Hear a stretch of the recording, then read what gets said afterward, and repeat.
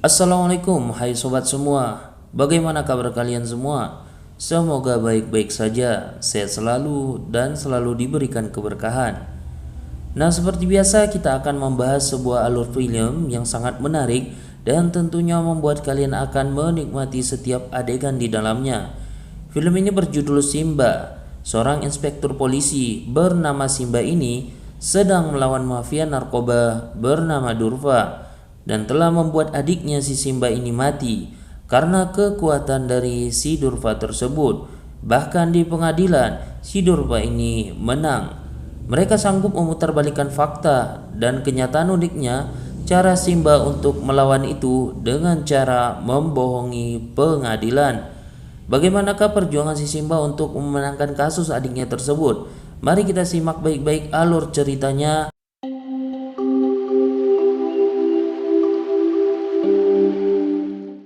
Film diawali dengan memperlihatkan seorang laki-laki yatim piatu bernama Simba. Dia marah pada polisi yang memukulnya, padahal dia dipukul pun karena ketahuan mencuri. Nah, Simba ini pun menyebutkan nama bosnya, yang bahkan dia pikir sendiri. Ketika ia melaporkan nama bosnya, membuat polisi itu takut. Tapi ternyata dia sangat amat kecewa sekali. Justru bosnya yang ketakutan dan hanya diam saat polisi memukulnya. Saat bosnya memberikan uang kepada polisi untuk segera membebaskan si Simba. Melihat itu, Simba pun memutuskan untuk berhenti bekerja kepada bosnya, dan ia bercita-cita menjadi seorang polisi karena ia terinspirasi dengan kekuasaan dan kekuatan uang yang didapatkan oleh si polisi itu. Dia pun belajar di malam hari bersama seorang guru bernama Gayatri yang mengajarkan anak-anak jalanan tanpa meminta imbalan. Tapi di siang hari, Simba mencari uang dengan cara apapun untuk memenuhi kebutuhannya. Suatu hari, kelompok geng anak buah Durva mengusir Simba karena dia berjualan tiket di daerah Faika. Simba yang tidak terima diperlakukan kasar. Akhirnya ia pun memecahkan sebuah botol dan mengajak mereka bertarung. Sangat seram sekali. Hal itu membuat mereka terkejut dan sedikit takut. Akhirnya Durva yang kebetulan ada di sana, ia sangat kagum dengan keberanian dari si Simba ini. Dia pun memberikan daerah itu kepada si Simba. Durva meminta Simba agar ia bekerja sama dengannya. Namun Simba yang sangat berani ini menolaknya karena dia sudah punya masa depannya sendiri. Kemudian layar pun memperlihatkan Simba yang sudah dewasa dan menjadi seorang polisi yang gagah. Simba terkenal dengan kelicikannya dalam mendapatkan uang. Dia sering meminta uang tebusan pada kriminal yang ditangkapnya agar mereka tidak dipenjara, dan dia juga meminta uang kepada para korban yang kaya-kaya dengan alasan agar mereka bisa hidup tenang dan tanpa gangguan penjahat manapun. Kayaknya ada mirip-miripnya dengan polisi di suatu negara ya. Tapi di mana ya? Oke, sebelum panjang lebar kita lanjut saja. Nah, Simba kemudian dipindah tugaskan di kota Marimar, kota masa kecilnya dulu. Duta atasannya Simba memperingatkan agar dia tidak macam-macam dengan Durva Randai karena ia merupakan ketua mafia dan punya hubungan penting dengannya. Simba tentu saja mengiyakannya karena dia sudah tahu siapakah Durva sebelumnya. Di kantor polisi yang baru, seluruh bawahannya memberikan hormat kecuali satu orang polisi yang bernama Mohile, seorang polisi yang terkenal dengan kejujurannya. Mohile yang sudah tahu Simba adalah seorang polisi mata duitan menolak untuk memberikan hormat dengan alasan yang dibuat-buatnya. Simba kemudian menegaskan kepada Mohile untuk menjadi sopir pribadinya dalam bertugas. Di tempat itu Simba bertemu dengan Sagun, seorang pemilik catering makanan yang menjadi langganan para polisi. Sikap Sagun yang baik dan ceria membuat Simba jatuh cinta kepadanya. Lalu Simba pun menugaskan seluruh anak buahnya untuk segera menutup semua usaha gelap milik Durva. Ia ingin Durva tahu bahwa Simba telah datang di kota itu. Tunggu, tadi duta memerintahkan kepada Simba untuk tidak mengganggu Durva. Tapi kenapa malah Simba berani untuk mengganggu Durva? Nah, kita lanjutkan. Kemudian scene pun memperlihatkan aktivitas narkoba di ruangan tersembunyi milik Durfa. Sada dan Giri yang tak lain adalah adiknya dari Durfa memakai jasa anak-anak jalanan untuk mengirimkan paket narkoba mereka. Nah, Simba dan seluruh anak buahnya datang dan menghancurkan pesta. Sada dan Giri pun marah kepada Simba yang telah berani menutup usaha mereka. Sementara Simba tahu mereka adalah adik dari Durfa. Mereka lalu melaporkan hal itu kepada Durfa. Tapi saat Durfa akan menghubungi atasan Simba, Simba pun langsung datang dengan membawa bingkisan untuk seluruh keluarganya. Simba mengatakan bahwa dia sudah menganggap mereka sebagai keluarganya sendiri. Simba meminta Durfa untuk menaikkan uang keamanan agar mereka bisa kembali membuka bisnisnya. Durfa pun setuju, tapi dia mengancam Simba agar tidak lagi menghalangi jalannya karena dia tidak akan pernah memaafkannya. Cerita ini juga mirip kisah-kisah di sebuah negara ya. Polisi dengan orang yang beruang kerjasama, bisnisnya aman dan bisa dibuka kembali asal setorannya semakin ditinggikan. Oke, kita lanjut scene berikutnya. Kemudian scene memperlihatkan Akrod Hildab, seorang guru yang mengajari anak-anak jalanan, sedang memeriksa tas murid-muridnya. Joto adalah salah satu muridnya yang mengatakan bahwa teman-temannya itu membawa narkoba atas perintah dari Sada dan Giri, tapi teman-temannya berbohong dan malah menyalahkan Joto. Akrodi sebetulnya tahu bahwa anak-anak itu berbohong dan dia ingin mengajukan laporan, tapi Kafia sahabatnya menasihatinya untuk tidak ikut campur demi keselamatannya karena Sada dan Giri terkenal sangat jahat sekali. Akrodi tetap pada pendiriannya. Dia membuat laporan ke kantor polisi dan dia mengatakan bahwa anak-anak yang diajarinya sering menjadi kurir narkoba.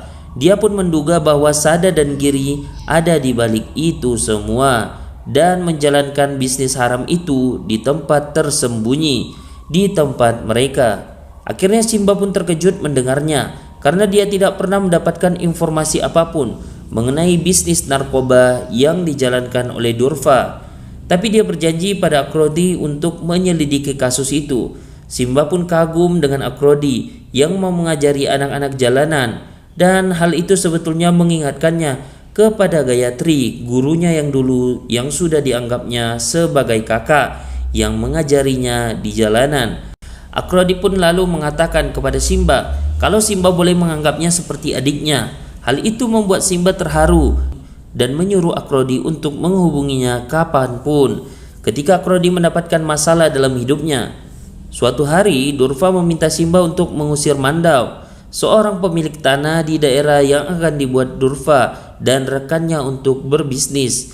Simba pun tentu akan setuju dengan yang disuruh oleh Durfa karena Durfa memberikannya bayaran besar untuk itu. Simba mulai memaksa Mandau menjual tanah miliknya kepada Durfa dan bahkan mengancamnya kalau Durfa telah mencuri cucunya. Akhirnya tanpa babi bu dan panjang lebar, dia tidak bisa mengatakan apapun. Akhirnya Wamandau ini pun kemudian menandatangani surat pemberian tanah ini dan menyerahkannya kepada Simba. Durfa pun melepaskan cucu Mandau dan memberikan tas berisi uang kepada Simba. Di lain tempat, Mohili meraih Simba yang tak punya perasaan dan bahkan sanggup mengkhianati tugasnya sebagai seorang polisi hanya demi uang dan membiarkan Wamandau menderita. Nah, Simba pun balik marah dan menghina Mohil yang tak dapat menghasilkan apapun dari kejujurannya selama menjadi seorang polisi. Dia juga marah karena Mohil sendiri tidak berani pada Durfa, tapi malah berteriak lantang kepadanya. Karena marah, Simba pun pergi meninggalkan Mohile. Film pun kemudian memperlihatkan hubungan Sagun dan Simba yang semakin dekat. Suatu hari setelah Simba mengantarkan Sagun pulang, dia pun ke rumah Mohile yang sedang marah kepadanya karena dia telah berani membiayai uang kuliah anaknya tanpa sepengetahuannya. Namun Mohili tidak sudi menerima bantuan uang haram yang didapatkan oleh Simba. Simba pun bilang bahwa dia membiayai kuliah anaknya dengan gajinya sendiri karena dia sudah menganggap mereka adalah keluarganya. Dia pun mengajak Muhil untuk minum dan ngobrol untuk menenangkan pikirannya. Nah, saat perjalanan pulang, Simba menemui Akroti yang sedang mengajari anak-anak dan memintanya untuk memanggilnya sebagai kakak. Simba pun kembali mengingatkannya untuk menghubunginya kapanpun dia mendapatkan masalah. Akhirnya Joto datang menghampiri Akroti yang tak lama setelah itu Simba pun pergi.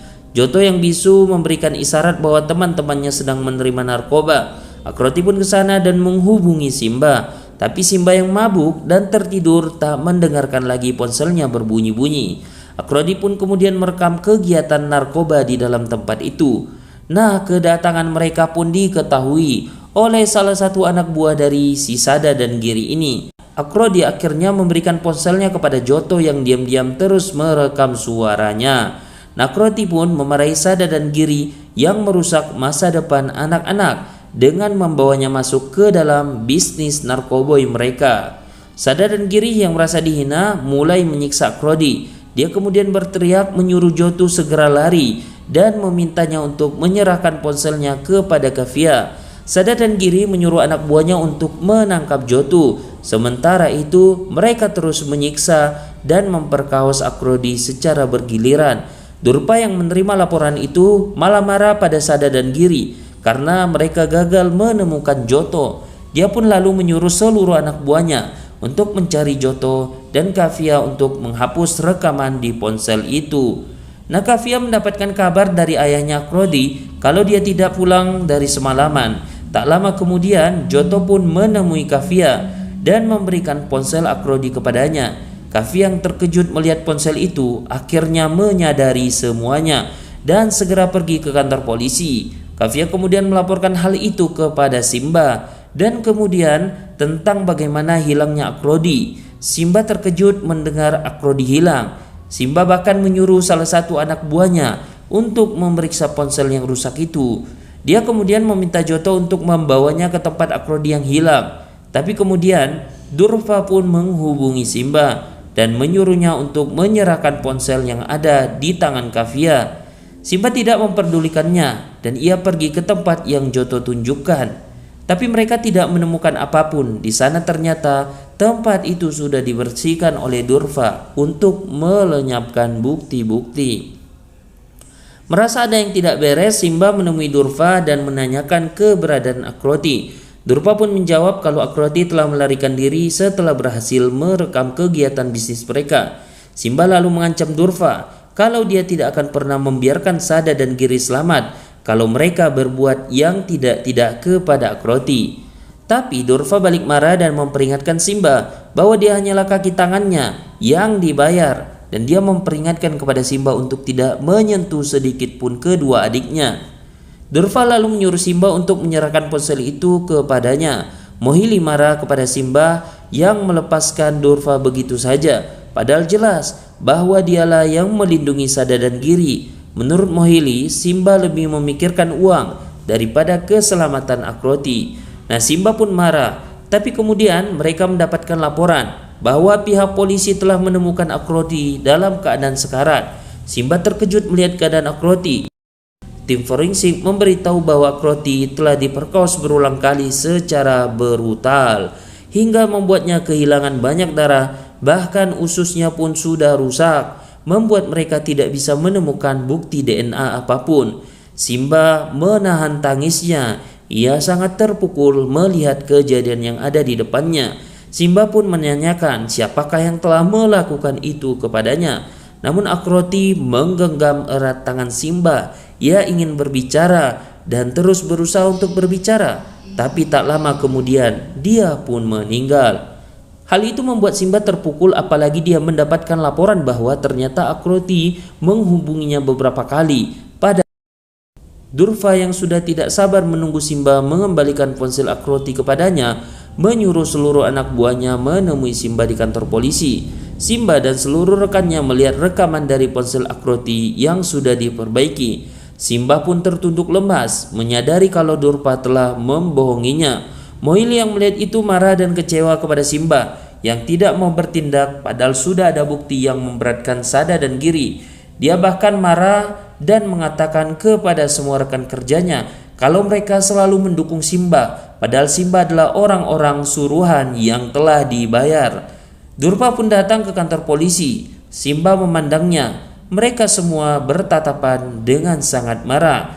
Dia teringat kepada Akroti yang menganggapnya sebagai kakak.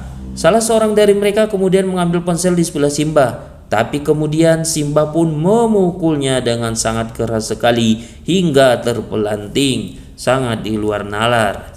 Dan seluruh orang di sana melihat reaksi Simba. Satu persatu anak buah Durpa pun maju dan hendak memukul Simba. Tapi Simba yang marah kemudian memukul mereka. Bahkan ketika polisi lain ingin membantu si Simba, dia bahkan melarang mereka karena ia sangat emosi. Ia kemudian menjatuhkan seluruh orang yang disuruh oleh Durpa. Dia masuk ke ruangan kerjanya dengan wajah yang terlihat sedih.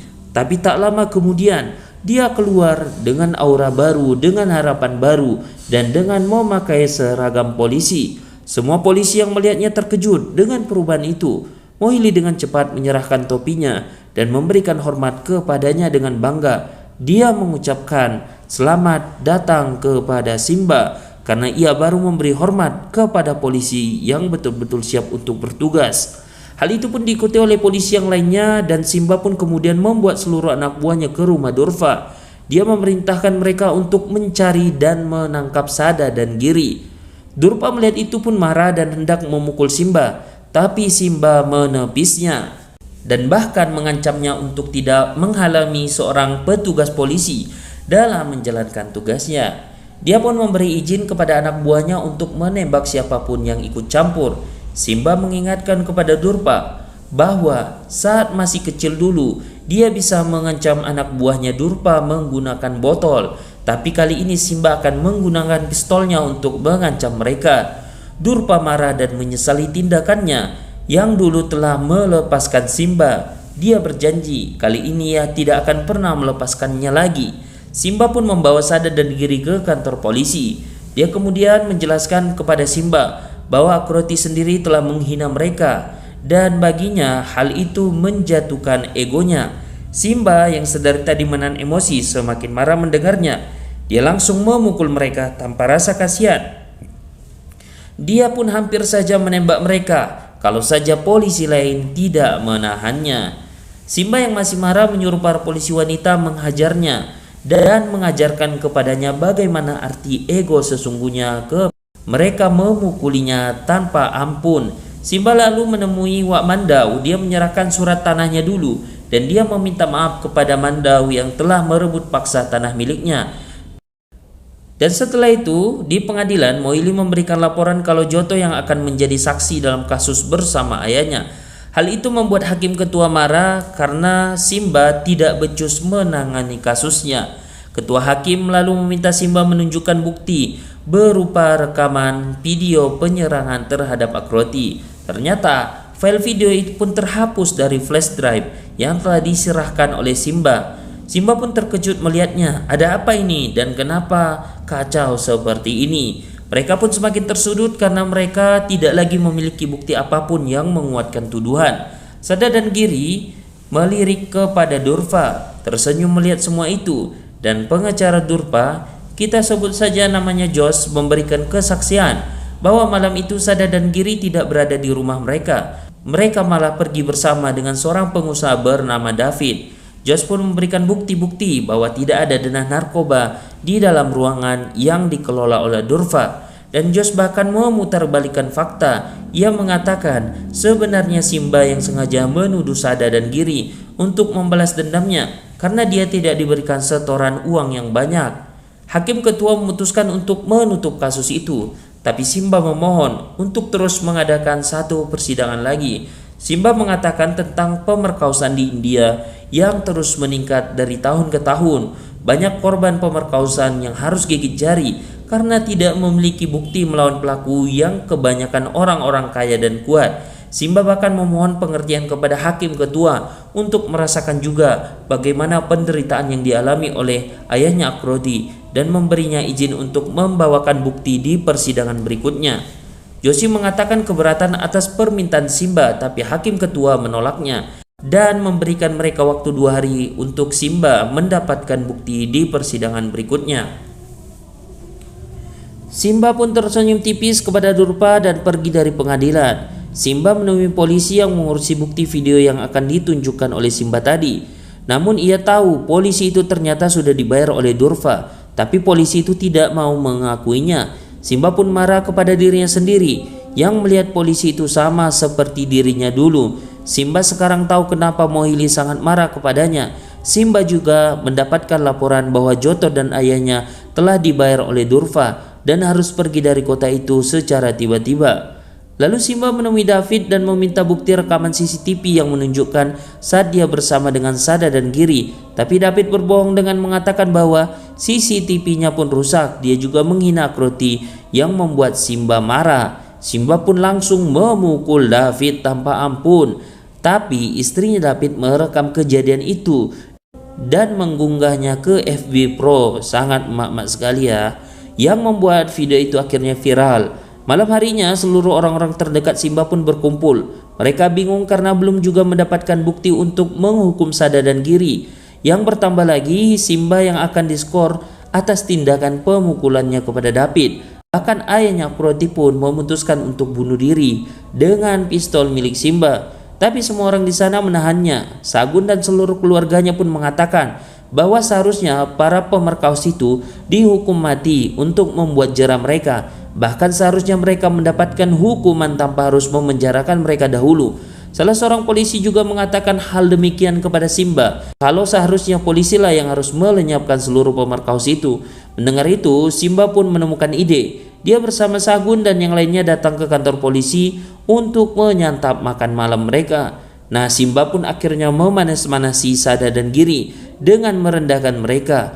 Polisi wanita juga ikut-ikutan menghina dan menertawakan mereka. Sada dan Giri pun emosi. Mereka malah menceritakan bagaimanakah mereka dengan kejamnya memperkosa Akroti. Mereka juga akan menunjukkan kepada Simba dan yang lainnya. Istrinya Mohili yang melihat suaminya diam mulai memanas-manasinya agar segera bertindak kepada Sada dan Giri. Mohili yang sudah emosi pun terpancing. Dia mengambil kunci sel dan mulai memukuli Sada dan Giri. Hal itu sesuai dengan rencana Simba. Simba kemudian menyuruh anak buahnya untuk memberikan pistol kepada Sada dan Giri.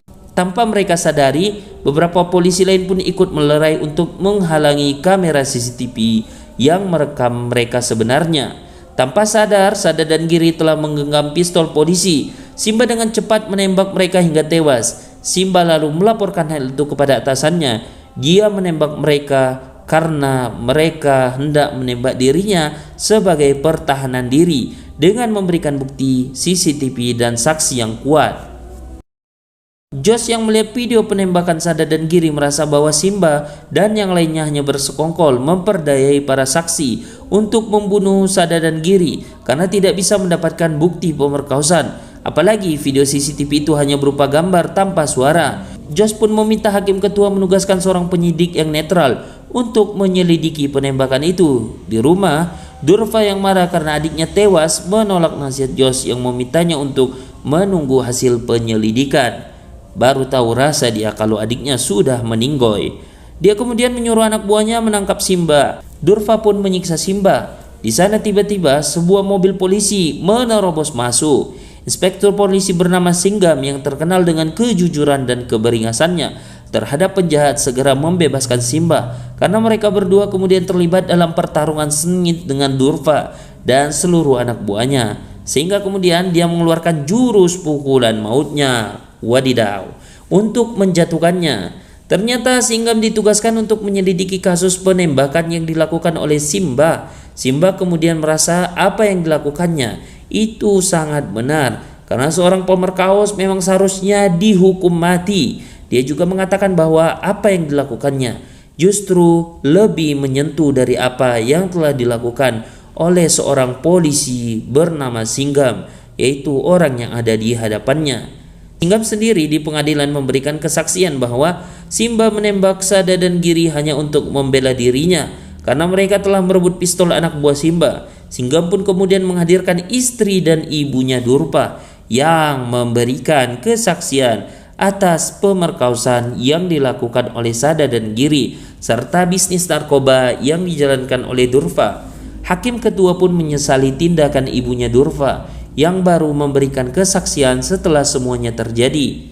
Dia menyalahkan atas sikap yang tidak diajarkan kepada anak-anaknya tentang rasa hormat pada wanita. Hakim kedua lalu menjatuhkan hukuman penjara kepada Durva yang terbukti menjalankan bisnis narkoboy dan mencoba untuk melakukan pembunuhan kepada Simba. Film pun diakhiri dengan memperlihatkan Simba yang berterima kasih kepada Singham karena telah membantunya berbohong, sehingga kemudian dia bilang apa yang dilakukannya hanyalah untuk memberikan ketakutan kepada para pelaku pemerkosaan bahwa akan ada seorang polisi yang nantinya menembak mati jika mereka masih berani memperkaos wanita. Dan film pun berakhir. Wow, film yang sangat-sangat menarik dan banyak hal yang bisa kita temukan di sini ya. Seperti polisi yang suka disuap dan bertobat lebih baik daripada polisi yang baik namun ujung-ujungnya mau disuap. Selain itu, kita bisa melihat juga bagaimana kesempatan baik yang diambil akan memberikan dampak yang baik, bukan hanya untuk diri kita, bahkan untuk orang lain. Mungkin sekian video kali ini. Kalau ada kata yang salah, nama yang khilaf, dan cara penyampaian yang keliru, admin minta maaf dan mungkin itu khilaf. Sekali lagi jangan lupa untuk subscribe dan komen di kolom komentar. Bagaimana tanggapan kamu tentang film ini? Terima kasih and see you.